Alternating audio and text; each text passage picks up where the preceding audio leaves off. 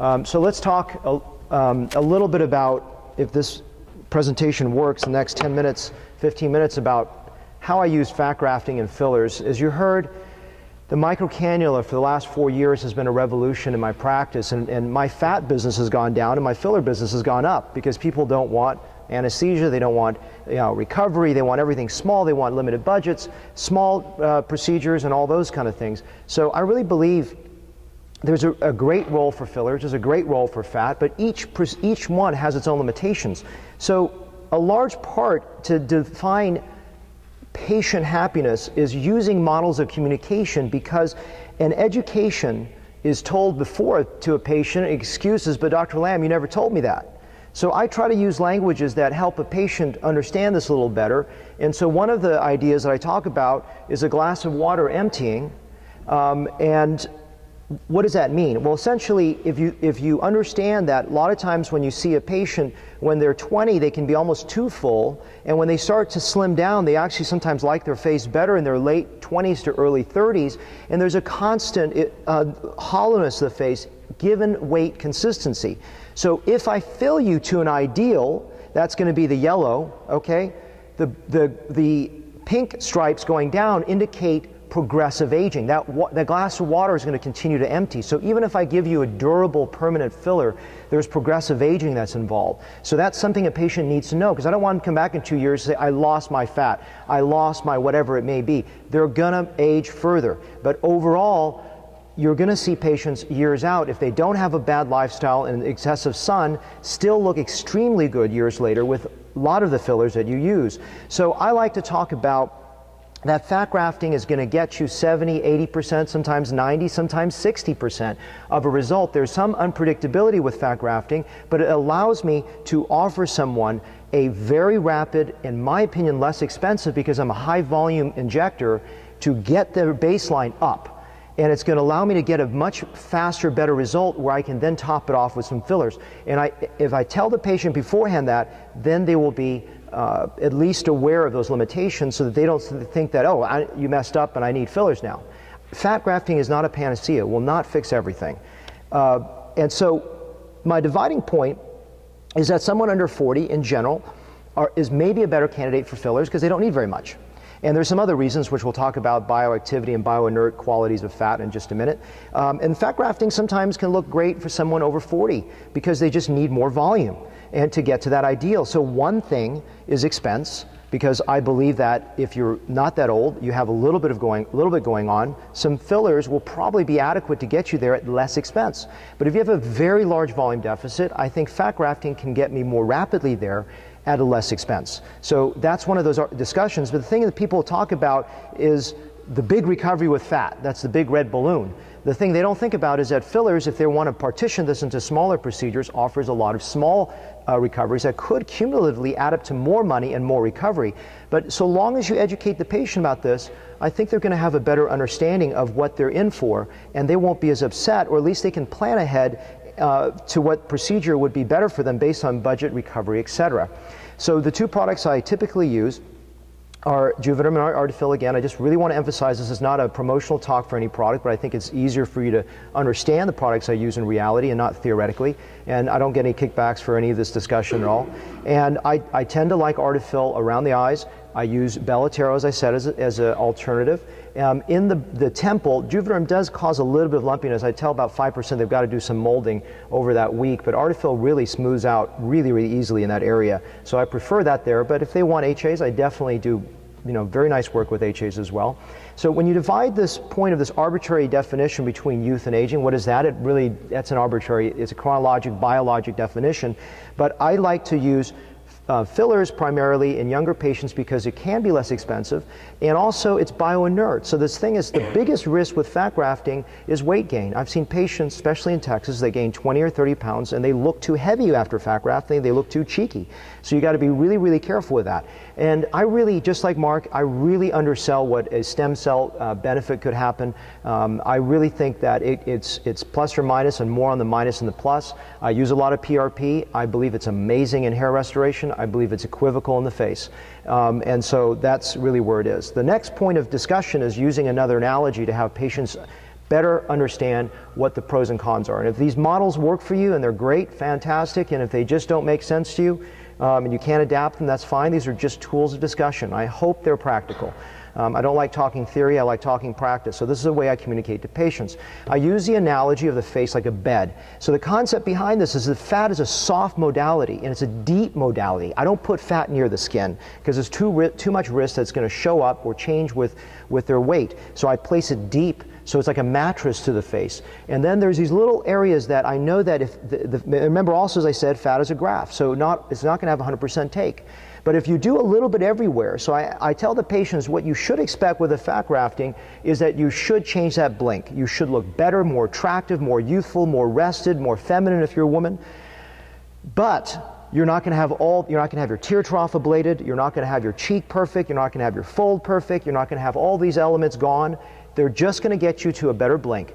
The concept behind finishing and polishing that is going to be little fillers here, a little fillers there to fill, in this case for the sake of the analogy, is that the duvet rests below the sheets, and that's going to be my fillers. I can artistically finesse that. I typically do that 9 months to a year later because fat is going to mature and have the blood supply to graft over that period of time. So I don't try to come back at 6 weeks and go, oh my God, my fat is not perfect, because fat evolves over a year. So toward 9 months to 14 months is when I come back and may do a filler touch-up, and I tell my patients that in advance. And I typically say these things 10 times so that they hear me over and over and they go, okay, I got it. But I think it's important to be not only articulate with this, but repetitive. And then the sheets are going to be the surface wrapper of the skin, which really, in my opinion, needs neuromodulators, laser therapy, and good skincare products, sun avoidance, good diet, etc. Those are things that you can't fill. Those are things you can't fat graft, and those are things that you need to improve. Now clearly, I do blepharoplasties, I do facelifts, I do chin implants. It's another topic for discussion, but this idea is to contrast what a fat graft can do, what a filler can do. The final part of the discussion is I like to use the concept of a house on sand. What that means is that if I do a lot of fillers that are HAs and temporary in nature, then I put fat on it. One, I don't think they need the fat. So it's like this permanent structure sitting on this dissolving structure, and I really believe HAs can be very durable, so they can last 3 months, 6 months, 9 months, 1 year, 18 months, 2 years, 3 years, and even indefinitely. So I've got this shifting sand, and I also believe that hyaluronidase placed in the face in large volumes can dissolve some of your tissues. It leads to prolonged recovery issues that may or may not come back over time. I'm very, very careful with telling a patient they can go from an HA modality over to a fat modality. I typically go the exact opposite. They can go fat and then put a little temporary filler on top, which we'll show in the next slide in a second. But not the other way around. That's my philosophy. Again, it's may run counter to your philosophy. That's okay. We all have different strategies and philosophy. Fat on top of fat, I used to do this, but I'm a single session guy. Patients don't want to go through 2 recoveries, and I believe that fat is a deep fill that's beautiful, but it's inaccurate when you're trying to fill little finesse things, and I think you're going to either overfill someone or underwhelm them. Fat is that baseline work, in my opinion, to get a single session beautiful result, but if you try to do multi-sessions, you're either going to underfill or overfill them. I don't think it has that level of accuracy. I don't like doing fat on top of fat. In general, that's my thought. Unless someone's like 5 years out and they've lost a lot, they're coming back and they somehow have volumetrically depleted themselves, that is a good candidate, in my opinion, for a second fat grafting. But if they've done a lot of fillers in the meantime, in the interim, they probably don't need another fat transfer. I have no problem putting temporary fillers on top of fat. I think that's very viable, it's very easy, and I do it all the time. I think permanent fillers on top of fat is very, very viable and allows me to finesse out my work with precision. As I told you, I don't like fat on top of fillers of any kind because I think it's inaccurate and it's placed deep. So I like to do fat up to fillers, and again, that's my philosophy. So in general, what I'm trying to do is get a good baseline fat result and then over time maintain that result with little fillers on an annual basis, semi-annual basis, every 3 years, 2 years, whatever their aging process is, or whatever their budget can afford to do. So those are my 3 types of analogies that I use for patients to communicate ideas that hopefully are helpful for you, and maybe you can take that home and discuss it with a patient, and maybe not. This is just an idea of, you asked me how many syringes. This is about 20 syringes on the face, and if you look at the lips on the left, they look weird. Okay, that's probably 1 syringe. And I think the lips look weird because there's too much border, there's no shape, there's too much in the top lip, and something you don't think about is the lips don't match the face. They're too big for the face. I actually put more in the lip on the right, and the lip looks smaller. The reason for this is I filled the bottom lip to make the top lip look smaller, and I filled periorally so that now the face is more rejuvenated and can support the lip. So when I design lips, I typically do that at the end of the rejuvenation because I think they're overemphasized, and especially I think that there's something that when you pass, even in your late 20s, I'm very, very conservative because they don't look right. So the lip still looks slightly off to me in the after, but overall there's an improvement to there. And so this is shaping. Where did I shape it? Temples, brows, lower eyelids, anterior cheek, outer cheek, subzygomatic, buccal, canine, around the anterior chin, prejowl sulcus, bottom lip. Bottom line, actually a little bit in the nose too, everywhere. So this is an everywhere fill. This is almost 40 syringes of fill done over 7 years, slowly replaced with Artefill. This is 35 on the left, 42 on the right, and believe it or not, it's the same camera, the same distance, same everything, except the hair is a little bit better. Makeup on both, but there's so much more shadow. I think I was looking at Mark's photo and there's more shadow on the left, and you could argue, well, that's probably because the light was not right, but I think it's just more light on the face. There's more light that the camera eats up. So where did I put it? Everywhere. Brows, temples, cheeks, all over the place. And if you look, picture her cheeks on the right, sitting on the face on the left. It would look ridiculous. Because this is where I see a lot of people, the flaw is they put fat grafting or fillers in one area and expect it to look great.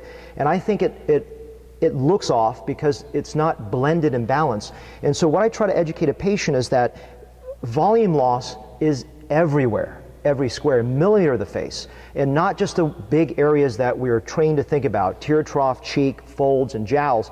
It's a little bit everywhere. And when your brain starts to convert into thinking of shadows and shape, your entire practice will be revolutionized and changed. And that artistic design is beautiful. And whenever I sculpt a face from a filler perspective, I'm always going back to the anterior view to see them, because surgeons, we so focus on the lateral view. Facelifts, rhinoplasties from the bottom, side view, we don't look at the frontal view. And the frontal view is how we relate to each other on a social professional level. This is a lady that's after a fat graft. As you can see, that I think overall the blink is better, but there's a lot of little deficits. And if you use your left brain analytical side and say, hey, she's not as good as possible, I would concur. There are little areas that can be touched up. And so I just came back, a couple syringes of Artefill, just touch up the eyes around the nasolabial groove area, and just softens the face a little bit further. And so this is just from beginning to end. Is it a radical change? No. But that's the art of understanding. A little bit everywhere is not intended for radical changes in one area. A lot of times you see brows beautifully elevated, but they don't look pretty. So, if we're left brain surgeons, we create millimeters of change that we think look better, but do they really on a composite level look attractive? And are you attracted to your work, or are you not attracted to your work? There's a 53-year-old lady, I apologize, has a little bit more eye makeup on the right. There's the same lighting, everything. This is just a little fill, and if you look, she looks a little bit softer, more attractive, but there's still shadow effects that clearly could be improved. And I just came back, there's about 3 syringes of Artefill, just touching up little areas, brushing it, almost like airbrush work, and it just kicks her up another 20 or 30%, and this is from beginning to end. You can see just a softer, more feminine glow. It is not flawless, and I tell every patient the way to understand this is not to get up close to your mirror, but to look at this. And the question I ask when I walk in the room is, how many compliments have you gotten? Because that's my gauge for success. It's not, what did you think of yourself at 9 o'clock at night when you're looking at the mirror with 8x magnification, staring at your lip lines, because that's not the goal. And if you articulate goals in the front end, you can design beautiful faces and have satisfied patients. And this is the book that Mark, Rob, and I wrote. And so I always encourage you, when you finish listening to something I say, get passionate about being artistic, look at volume, look at shape as a way not to overfill a face, but to design a face toward beauty. Oh, that's it.